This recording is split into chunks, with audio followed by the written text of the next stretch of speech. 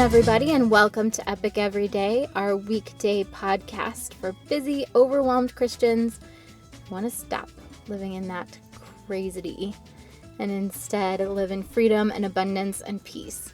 I'm Liz Ferricks, and this is my husband, Evan. Hello. Happy Friday. Yeah, happy Friday, all you people that love Friday. Yeah, well, that's me. True, and a lot of other people. You know, I was thinking, we almost never actually talk about freedom and abundance and peace and what that actually, what that means in the context of the CSCs. And this week, since we're talking about addiction, and since it's Friday and we're talking about being complete, I was thinking about how there is a lot of freedom in being complete.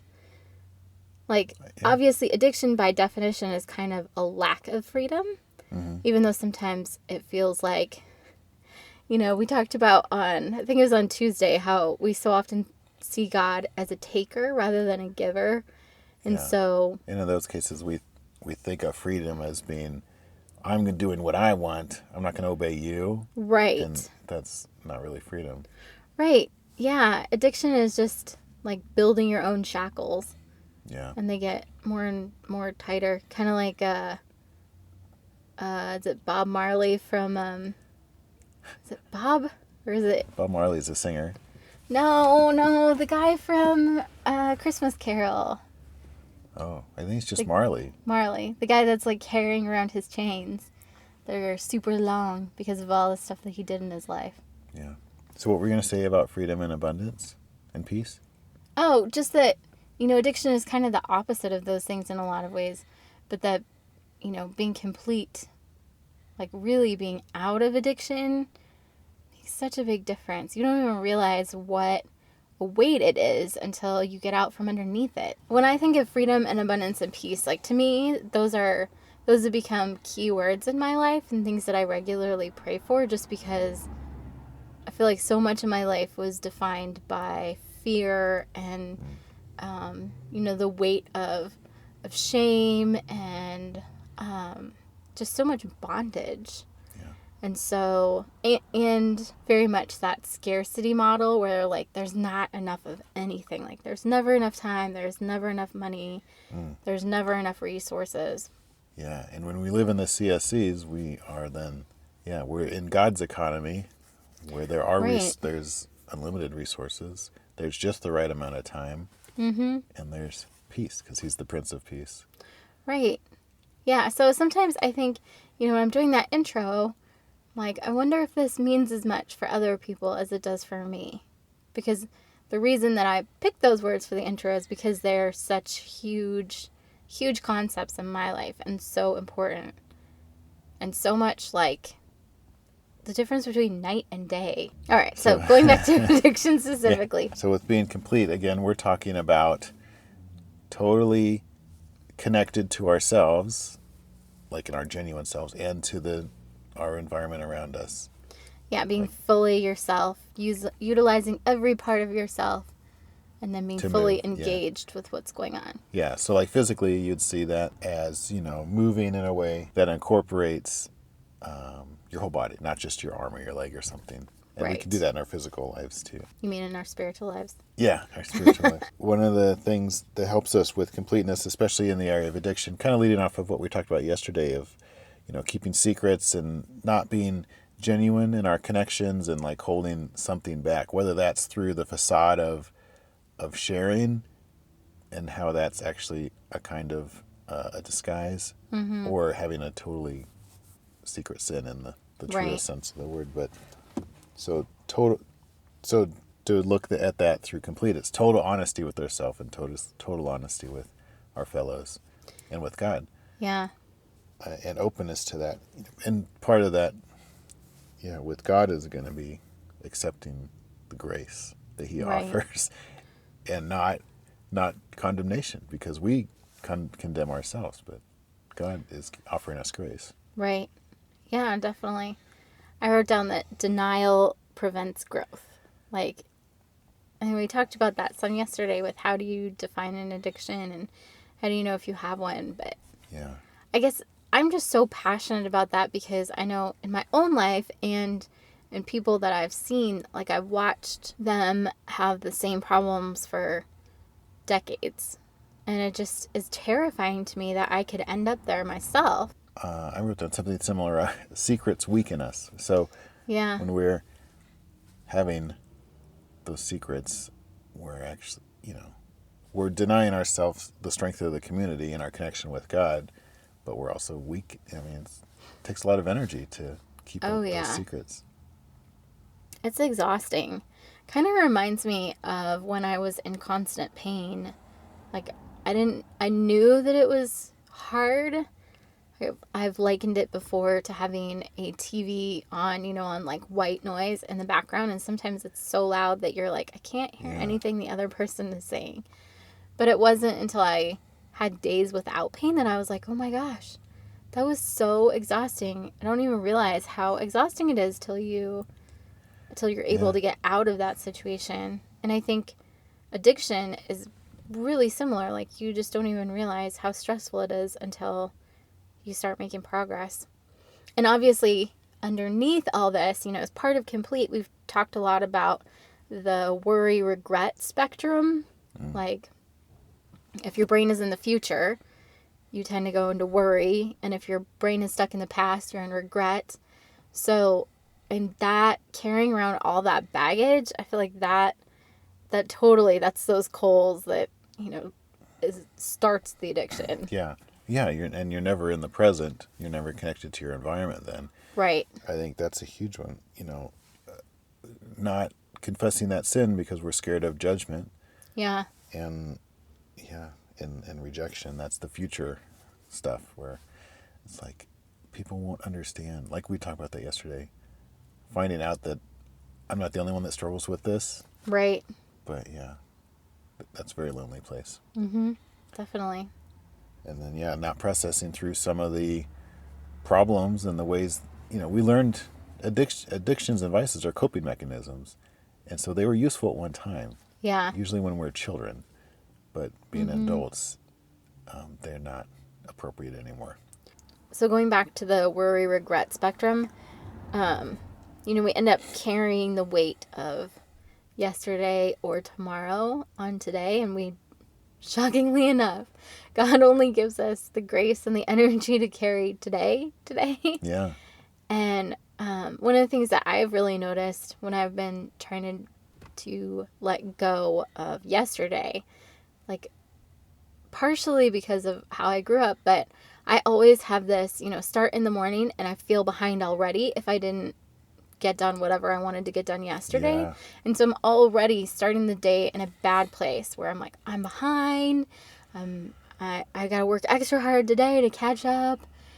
Whereas Complete, instead of saying all that, you start with, this is where I am right now. And you just move forward from there. It's just what it is. Right. And you wouldn't think that would make such a big difference, but every time I find myself going, oh my gosh, I didn't get done everything on my to-do list yesterday. I'm so far behind or whatever. Like this week I'm behind on editing for my book because we've had with the holiday and I injured my arm and there's just been a lot of stuff going on. And so, but instead of saying, every time I find myself saying, I'm so far behind, I try to change that into, this is where I am now. I can't change the past, but I can move forward from this point. Kind of like zeroing out the behindness. Because if you are focused on the I'm behind part, you're just adding to the overwhelm. That makes me think, I used to hear from guys in the program, it is what it is a lot. And I guess maybe that's what they were getting at. I never really knew. And I always was kind of like, it felt like a throwaway phrase to me. But I think maybe that is part of it. Like, okay, like it that's true. You didn't get everything done yesterday you wanted to get done. Mm-hmm. But so right now, what are we doing? I do that with our kids. Okay, I understand. That's stressful. Now what are we going to do? We can't go back and do anything then. But we can do something now, or we can decide we're not going to worry about that right now. Right, yeah, you kind of get stuck in this like spinning your wheels mode instead of being able to focus on the now and have traction now. you give up on the power of now by being focused in the past or the future. I think it's important to be, especially with an addiction, to have that sense of honesty with the people around us and with ourselves. I mean, I think so often with an addiction, we even kind of keep it a secret from ourselves that we're struggling with it sometimes. And then if we know we're struggling with it, keeping a secret from anybody else, we're trying to handle it on our own. But it's so important. How often have you seen in a movie or a book where it just seems like the problem would be solved if the characters would just talk to each other? Oh yeah, that's so true. There's a piece of crucial information that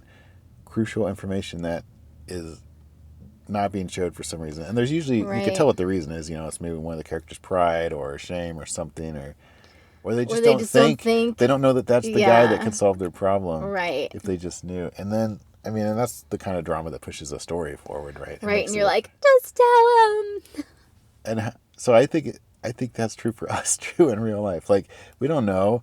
I mean, if you don't have close people in your life where you're able to share some of that stuff that makes you feel shame or vulnerable, right?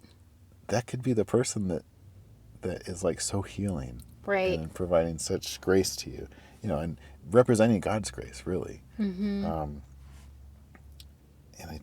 But also, I guess, I don't know, we keep going back and forth, but, we also want to show it the right people. That's so important, too. Because there can be, God in the Psalms, the Psalm writers talk about our enemies a lot, and being protected from our enemies and stuff. And we don't want to be vulnerable in front of them, but we need to be vulnerable with our teammates. Right. And God can protect us from our enemies in our vulnerability. Definitely. Yeah, the first person that I shared my addiction stuff with, they were just like, huh, okay. Yeah. Like, it totally fell flat. There was no, how can I help you? That really sucks. Mm-hmm. This has got to be hard. Why are you having trouble with this? Like, what's underneath it? None of that. Yeah. And that could be just coming from a place of ignorance. Right. I think everybody has a vice of some kind, whether they know it or not. But there are so many different brands. And so if you're vulnerable about, eating or alcohol or something, and it's a person who's never worried about drinking or not, or whatever. I don't know. If it's not the same brand, there may be some of that disconnect. Right. Although you can bridge that sometimes. Like, I have a good friend of mine who struggles with an eating addiction, but I struggle with a food aversion. So when we talk about food, we're both just like, food, it's awful, it's so frustrating. And so we can bridge that because we're on opposite ends of the spectrum. Yeah. Yeah, I think that takes an understanding of the emotional side of the thing, right? Right. Whether the emotions are making you engage too much in food or avoid food. Right. Still. Yeah. So I think that's an important part of complete. We want to be completely, that's part of being completely ourselves with the people around us. It's part of connection, but I think it's part of complete too. We need to be honest with God. Yeah, if we're in denial, we're not being present with what is. Mm-hmm. We have to deal with what actually is happening, and that's a huge part of being complete, whether that's what's happening internally with ourselves and what's happening externally in the situation, because you can't change a problem that you ignore. Yeah. It's impossible. Mm-hmm. And I think it's so powerful for the Christian to be completely connected to the gospel of grace, so that is the antidote for shame. Whereas if someone knew the sin I either had struggled with or even a current sin, it's covered by grace. If they know about it and they think less of me, whatever. If they know about it and we actually can strengthen our relationships somehow, because that can often happen, then that's by the grace of God, let's do that. Yeah. But none of the hiding stuff anymore. Exactly. All right. At least that's how it's supposed to work in the family of God. Yes. We love you guys, and we're praying for you. Hopefully this can give you some things to think about. And like we said yesterday, if you don't know if you have a vice or not, Ask the Lord to show you. I mean, you can ask friends and family too, I'm sure. Yeah. Family members usually see what you're worst, so they can be like, oh my gosh, yes, this is totally a problem. Or not. I mean, sometimes we build stuff up in our brains that's not necessarily really accurate. But seeking the truth and trying to figure it out is a noble pursuit, and I think that honors God. Definitely. And if we're praying for God to reveal the truth to us about ourselves, He's very faithful to do that. Have an awesome weekend, you guys. Try and remember the CSCs. Because the more we can live in the CSCs, the better it is for the whole body of Christ. yeah. And thank you for sharing our show. Please continue to do that and join our Facebook group. We'd love to hear about your experience with trying to be intentional with the CSC. All right, we'll talk to you guys later. See you.